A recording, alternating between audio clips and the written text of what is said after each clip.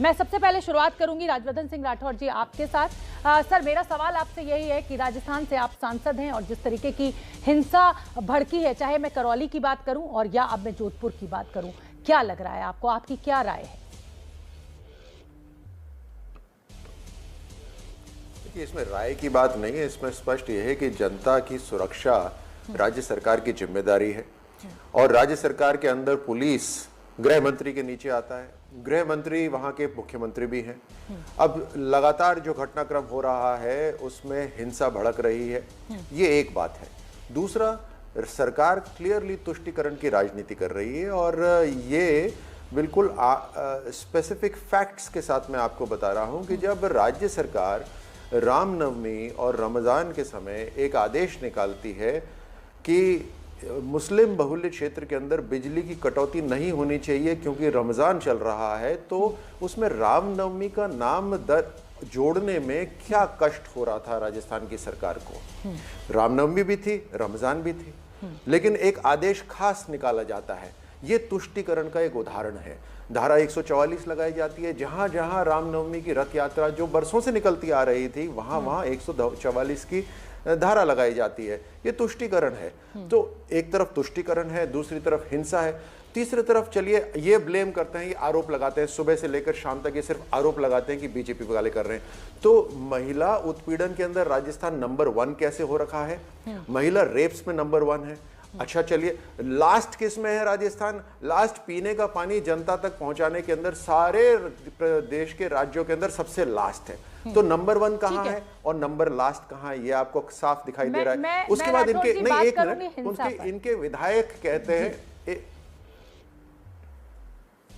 जी, मैं एक्चुअली मुद्दा जो है डिबेट का, मैं बिल्कुल समझ गई आपकी बात। मैंने इसीलिए आपकी राय पूछी कि राजस्थान क्योंकि इतना शांत प्रदेश, वहां से कभी इस तरीके की खबरें नहीं आई। 4 साल तक शासन बिल्कुल ठीक चला, 3.5 पौने 4 साल, अब लगभग 1.5 साल का वक्त बचा हुआ है। अचानक ऐसा राजस्थान में क्या हो गया कि झंडे को लेकर इस तरीके का झगड़ा बढ़ गया? जिसे कहा जाए कि करौली से लेकर जोधपुर तक हालात खराब हो रहे हैं, हिंसा भड़क रही है। कांग्रेस तो ये आरोप लगा रही है कि ये बीजेपी की चुनावी रणनीति है, पोलराइज करने की कोशिश है। मैं आपको इसीलिए तो कह रहा हूं, जब आप इनके विधायक अपने सदन में खड़े होकर, विधानसभा में खड़े होकर रेप विक्टिम्स पे अठास करके ये बोलते हैं कि ये तो होना है क्योंकि राजस्थान मर्दों का प्रदेश है, तो क्या जितने भी असामाजिक तत्व उनको आप उनका हौसला नहीं बढ़ा रहे? आप किस तरह की बातें कर रहे हैं? आपकी जिम्मेदारी है, आपके पुलिस प्रशासन आपके नीचे है, आपकी जिम्मेदारी है।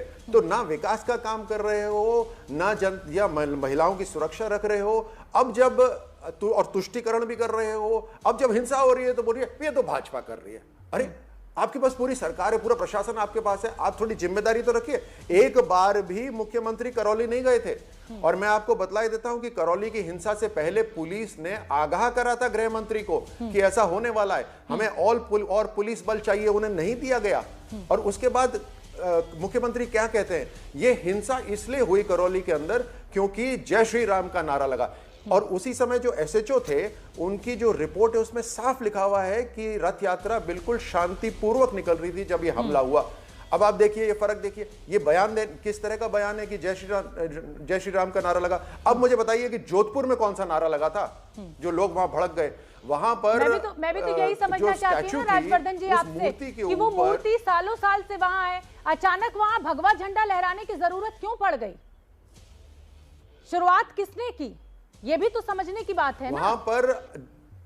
वहां पे नहीं, आप पहले तो ये फैक्ट्स पता कर लीजिए कि सबसे पहले उस मूर्ति के ऊपर एक वर्ग विशेष ने झंडा लहराने की क्यों वहां पे जरूरत समझी? वहां पर आप अपना नमाज अगर पढ़नी थी तो आप पढ़िए। आप पुलिस को भी पता था कि ईद है, पहले से तैयारी क्यों नहीं थी? तो यही तो बात है, आप अपनी जिम्मेदारी पूरी नहीं करेंगे तो वहां पर हिंसा तो भड़कनी है।